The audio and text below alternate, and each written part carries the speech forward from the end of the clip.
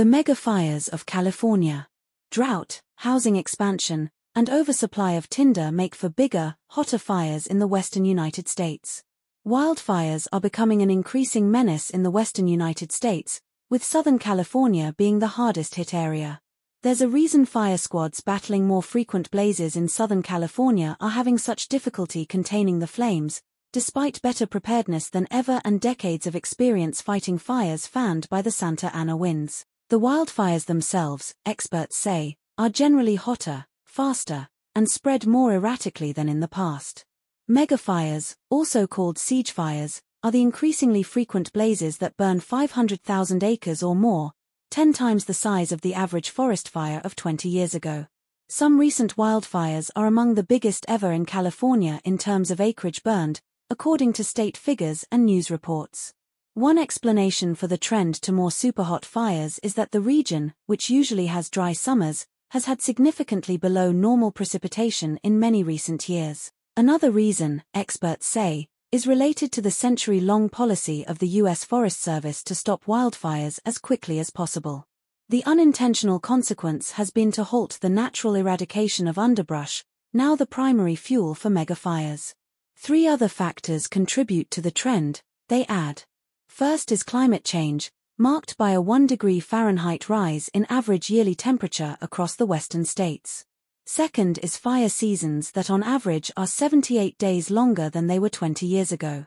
Third is increased construction of homes in wooded areas. We are increasingly building our homes in fire-prone ecosystems, says Dominic Kulakowski, adjunct professor of biology at Clark University Graduate School of Geography in Worcester, Massachusetts.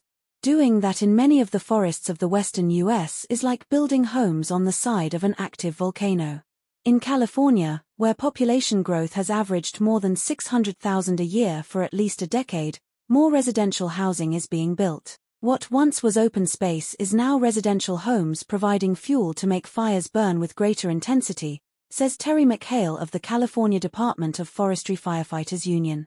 With so much dryness, so many communities to catch fire, so many fronts to fight, it becomes an almost incredible job. That said, many experts give California high marks for making progress on preparedness in recent years, after some of the largest fires in state history scorched thousands of acres, burned thousands of homes, and killed numerous people. Stung in the past by criticism of bungling that allowed fires to spread when they might have been contained, personnel are meeting the peculiar challenges of neighborhood and canyon hopping fires better than previously, observers say. State promises to provide more up-to-date engines, planes, and helicopters to fight fires have been fulfilled. Firefighters unions that in the past complained of dilapidated equipment, old fire engines, and insufficient blueprints for fire safety are now praising the state's commitment, noting that funding for firefighting has increased, despite huge cuts in many other programs. We are pleased that the current state administration has been very proactive in its support of us, and has come through with budgetary support of the infrastructure needs we have long sought, says Mr. McHale of the Firefighters Union. Besides providing money to upgrade the fire engines that must traverse the Mammoth State and wind along Serpentine Canyon roads, the state has invested in better command and control facilities as well as in the strategies to run them.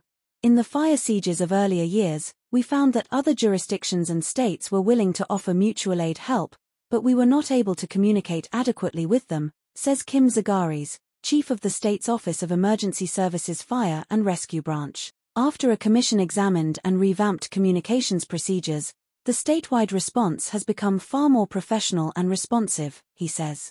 There is a sense among both government officials and residents that the speed, dedication, and coordination of firefighters from several states and jurisdictions are resulting in greater efficiency than in past siege fire situations.